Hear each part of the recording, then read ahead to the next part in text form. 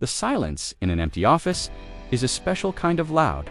That day, the only sound was the echo of my own failure. Boxes were packed, desks were cleared, and the vibrant dream we had built was now just a collection of memories in debt. I sat there, alone, the last one to leave, replaying everything in my head. It all started with so much energy. I can still picture those late nights, fueled by pizza and pure excitement. We were a small team with a massive vision. Every new client, every small win, was a reason to celebrate.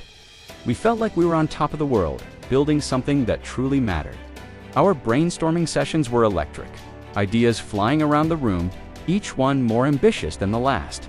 We were more than colleagues. We were a family, united by a common goal, and we grew fast, maybe too fast. We were featured in articles, our revenue charts pointed straight to the sky, and I started to believe our own hype. I felt invincible, like nothing could go wrong. We were the industry darlings, the startup success story everyone wanted to be. The rapid expansion was intoxicating.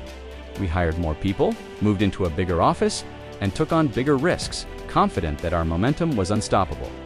I was so focused on climbing higher that I didn't see the ground shifting beneath my feet. Then came the turning point. It wasn't one single explosion, but a series of tremors that shook our foundation. The market suddenly shifted. A new technology we hadn't anticipated emerged, making our core product feel outdated almost overnight. A major client, one we were over-reliant on, pulled their contract unexpectedly. On top of that, a well-funded competitor entered the scene, offering a similar service for a fraction of the price.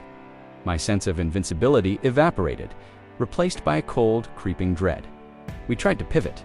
We scrambled to adapt, working around the clock to save the ship.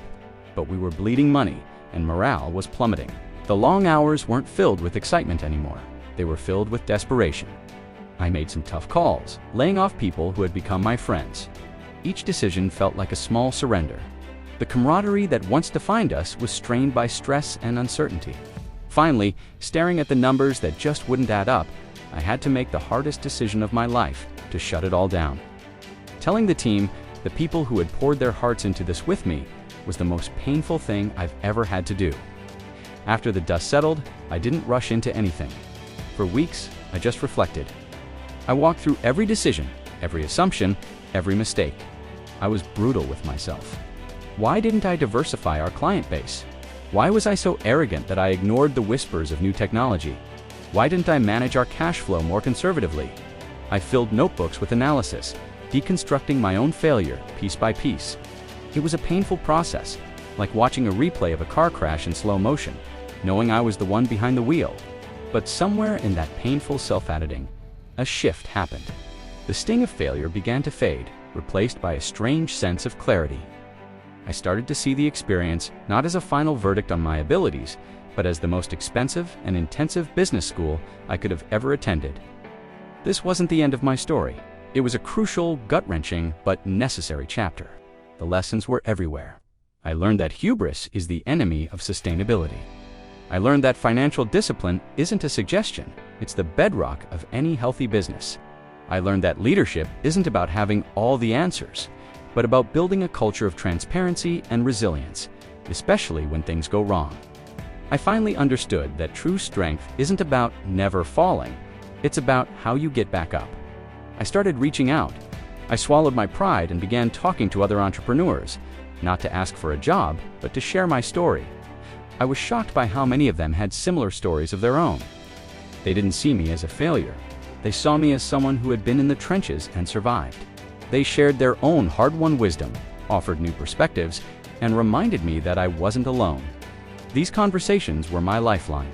They helped me reframe my narrative from one of loss to one of learning. With this new perspective, an idea began to form. A new venture. It was smaller, quieter, but built on a foundation of solid rock instead of sand. I wasn't driven by the desire for fast growth or industry fame this time. I was driven by a desire to build something durable, something meaningful. Starting over was different. I was more cautious, more strategic. Every decision was measured against the lessons I had learned. I managed my finances with an eagle eye. I hired slowly, focusing not just on skill, but on resilience and character. As a leader, I was more empathetic, I fostered a culture where it was safe to voice concerns, to disagree, and even to fail on a small scale. As long as we learned from it, I was no longer the invincible visionary. I was the seasoned captain, keenly aware of the weather and the currents. And this time, the growth was different. It was steady, organic, and strong. The team was small, but deeply committed, and our office hummed with a quiet, focused energy. Today, looking at this new, thriving business, I don't feel the same intoxicating rush I did the first time.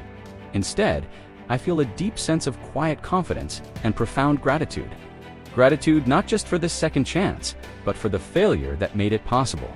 It taught me that sometimes you have to lose everything to understand what truly matters. The journey wasn't what I planned, but it brought me exactly where I needed to be. Thank you for watching. If this story resonated with you, consider subscribing for more content on building resilience and turning setbacks into success.